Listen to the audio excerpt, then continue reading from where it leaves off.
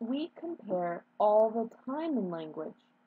It is one of the 7 key language functions that all humans do with high frequency.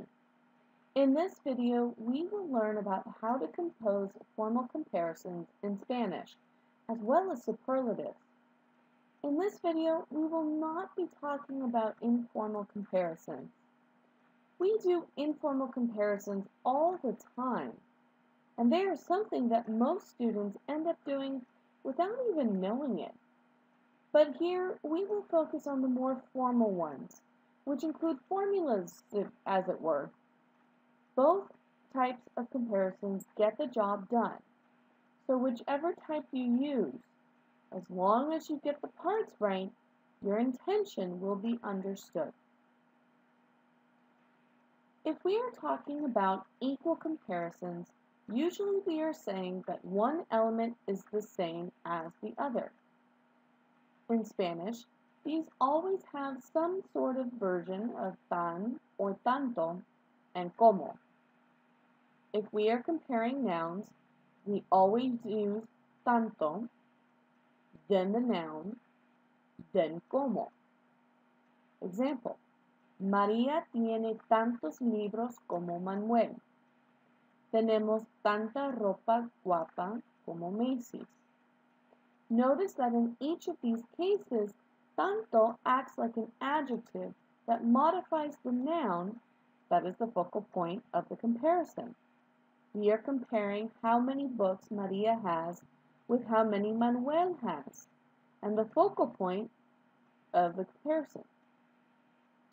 That is why tanto is next to it, and why it agrees with libros.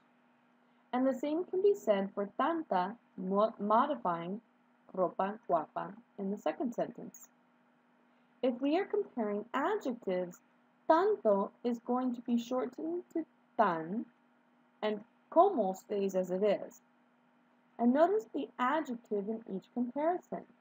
It agrees with the first person in the sentence. That is key here.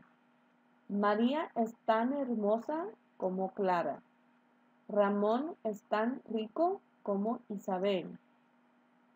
If we are comparing verbs, tanto and como go after the verb. Mi hermano trabaja tanto como yo. Festejamos tanto como los Gómez. Notice that tanto como is a group, a unit, and that nothing goes between them in this case. Unequal comparisons always involve either más o menos and que in Spanish.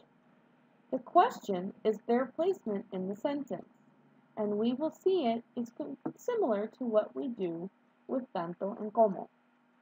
For nouns, más or menos goes on one side of the noun, and que goes on the other.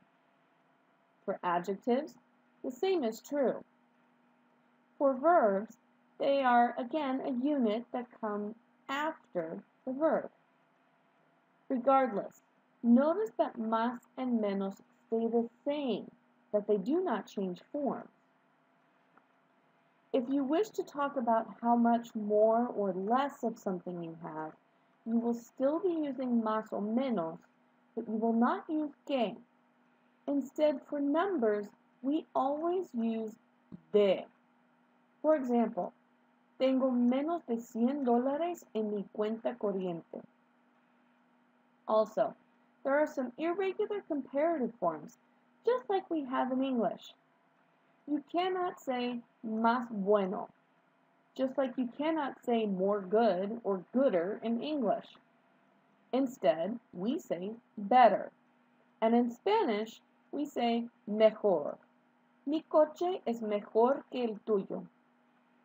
The same with malo in Spanish. It's opposite. In English, we do not say more bad or badder. We say worse.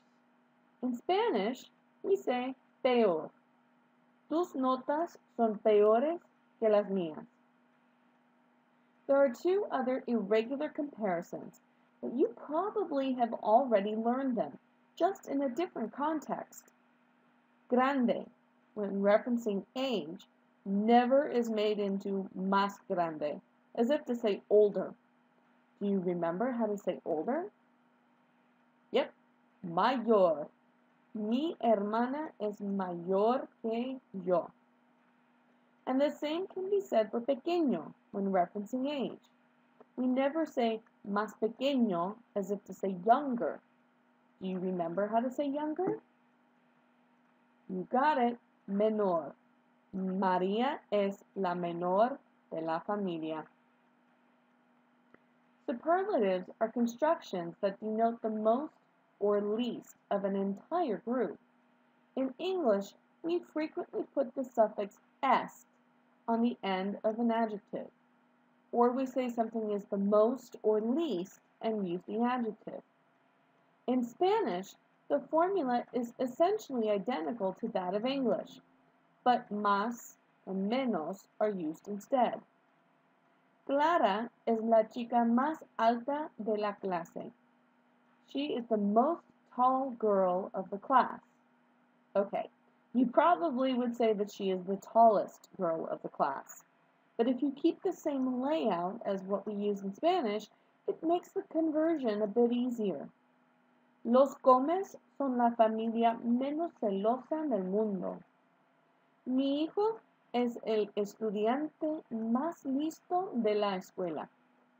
With just a bit of practice, you will be using formal comparisons and superlatives in no time.